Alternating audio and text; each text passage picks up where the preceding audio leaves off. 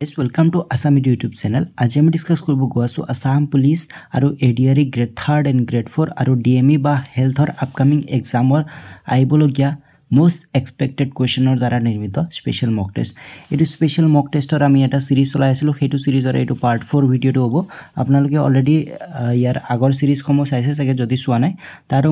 link মই ডেসক্ৰিপচনত দি দিম তাত ক্লিক কৰি আপোনালোকে পুৰণা সিৰিজ সমূহ বা আগৰ পাৰ্ট সমূহ চাব পাৰিব আগৰ পাৰ্টৰ নিচিনাকৈ ইয়াতে আমি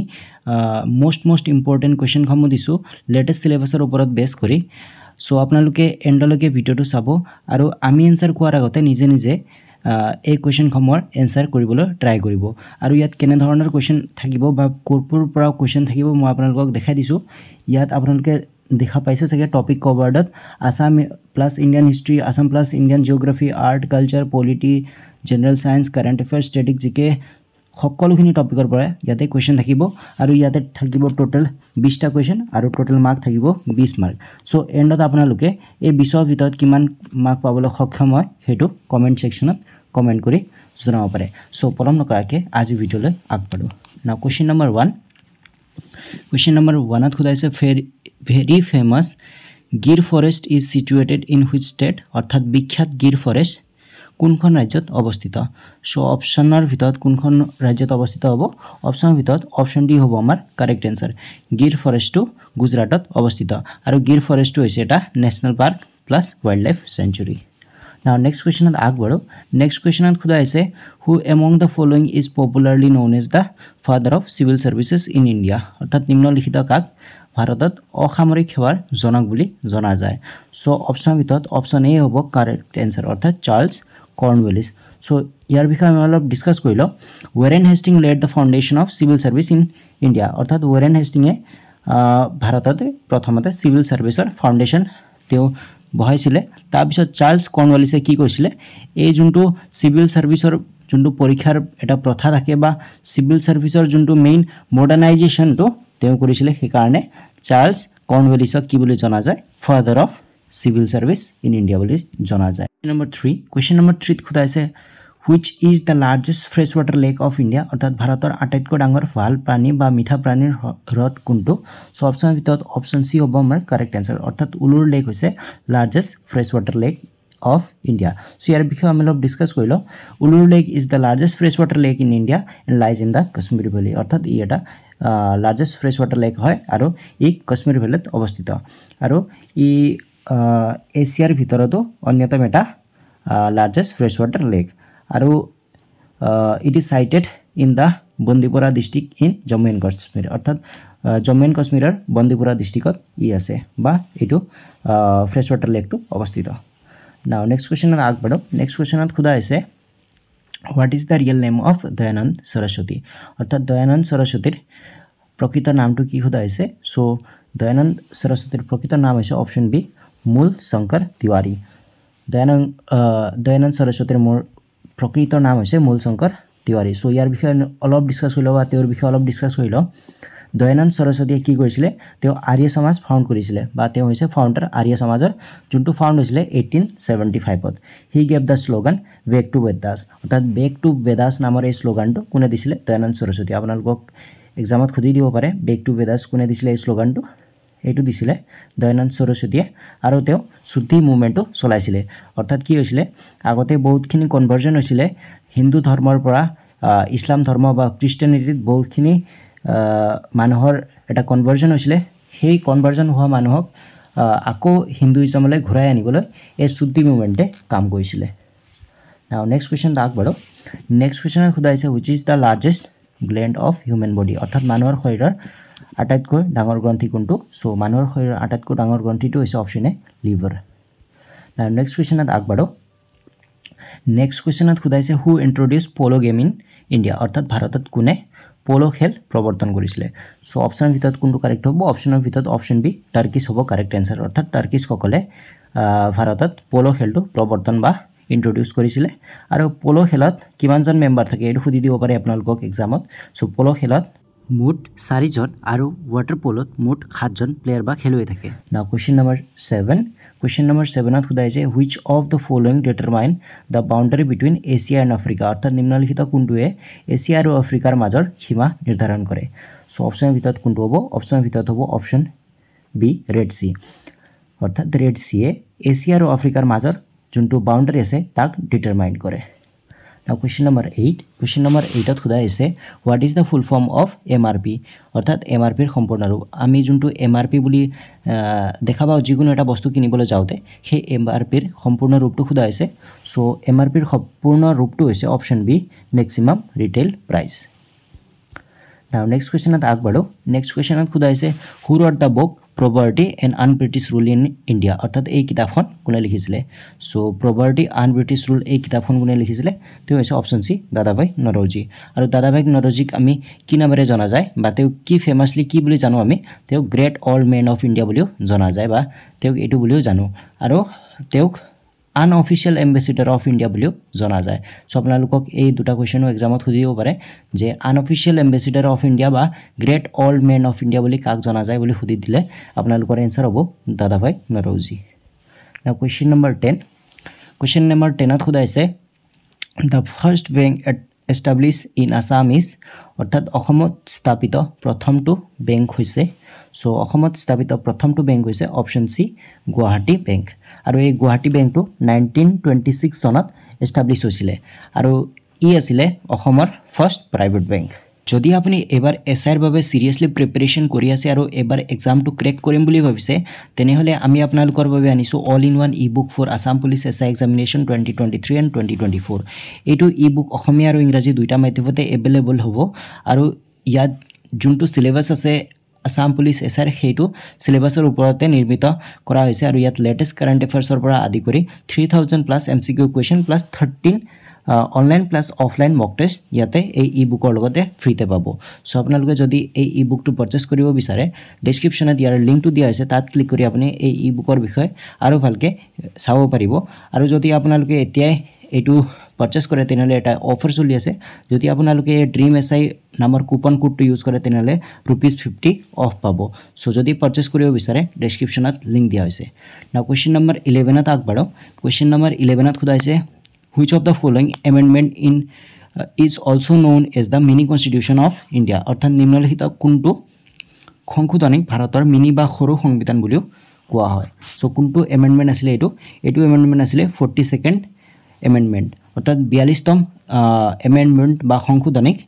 কি বুলি জনা যায় মিনি কনস্টিটিউশন বা সৰু সংবিধান বুলিও জনা যায় আৰু এটো কেতিয়া পাস হৈছিল এটো পাস হৈছিল 1976 চনত অৰ্থাৎ এই 42nd এমেন্ডমেন্টটো 1976 চনত পাস হৈছিল এটো ইমাৰ্জেন্সিৰ টাইমত পাস হৈছিল আৰু ইমাৰ্জেন্সিৰ টাইমত ভাৰতৰ প্ৰধানমন্ত্ৰী কোন আছিল তেওঁ আছিল ইন্দিৰা গান্ধী